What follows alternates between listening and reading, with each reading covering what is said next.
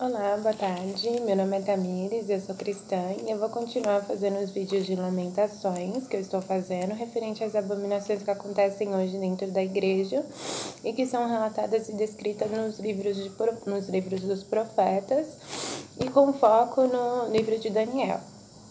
Então, eu estava falando nos outros vídeos, é só acessar o meu canal, sobre as abominações que acontecem hoje na atualidade.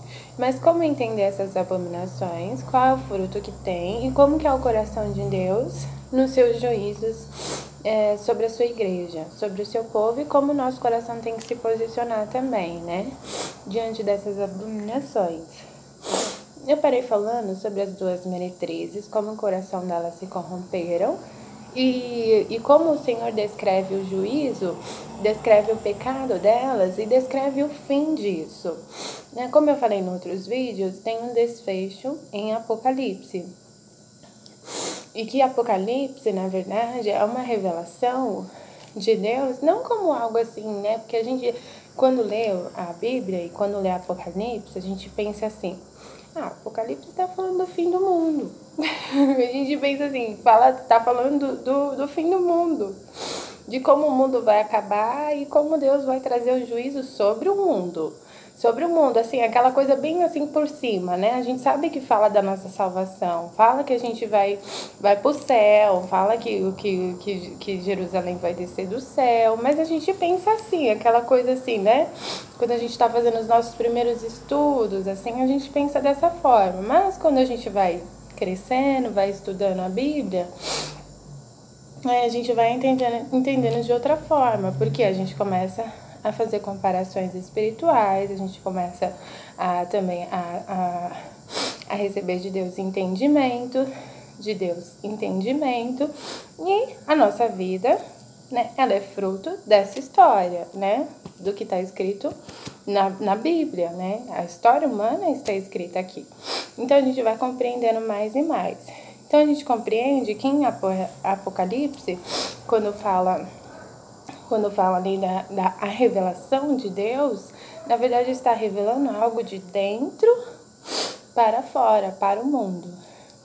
E aí, eu falei no último vídeo, eu falei sobre o copo de Deus, sobre o copo que ele vai derramar, o cálice de ira que ele vai derramar sobre todas as nações, né? Eu falei no último vídeo. Como entender esse juízo diante dessas abominações que começa dentro da igreja?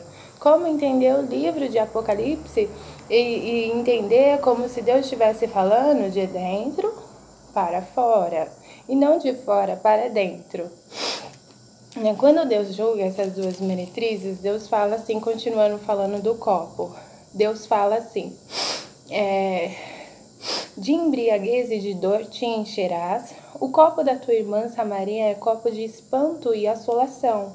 Bebê-lo-ás, pois esgotá-lo-ás, e os seus cacos roerás, e os seus peitos arrancarás, porque eu anunciei, diz o Senhor Jeová. Portanto, assim diz o Senhor Jeová: como te esqueceste de mim, e me lançaste para trás das tuas costas, também carregarás com a tua malignidade as tuas devassidões.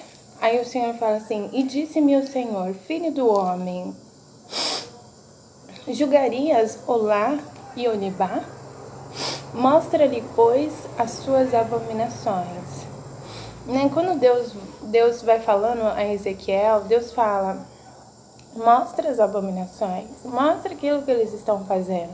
Porque às vezes o coração da igreja, eles estão tão rebeldes, tão negligentes, tão omissos, que eles não conseguem perceber. E assim estava o coração também do povo de Israel. Quando Deus fala para Ezequiel, Ezequiel, filho do homem, faz Jerusalém conhecer as suas abominações, faz conhecer as suas malignidades, as suas maldades, mostra-lhe as suas abominações, né?